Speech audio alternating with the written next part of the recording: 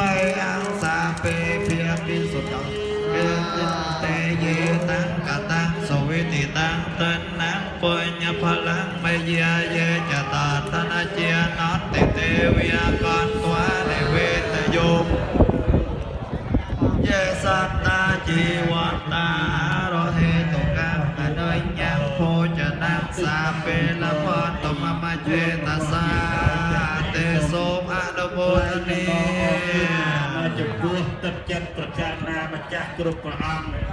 ដែលបានមានការអត់មុតយ៉ាងពោះបំផុតជាពិសេសក៏ញាតិញោម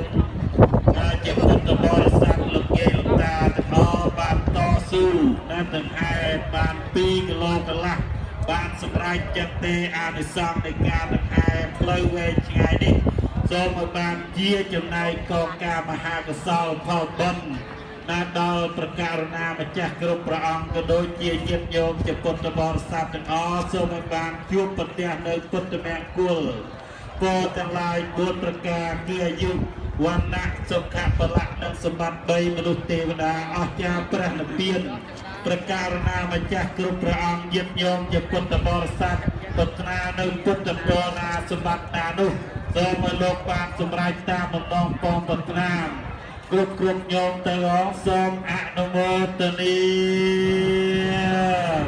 សូមអនុមោទនាពិធីដង្ហែវិសាខបូជាលោកឲ្យសូមអនុមោទនាសូមញាតិញោមជាពុទ្ធបរិស័ទទាំងអស់បានរួចផុតចាកទុក្ខគ្រប់គ្នាសូមអនុមោទនាណាចឹងសូម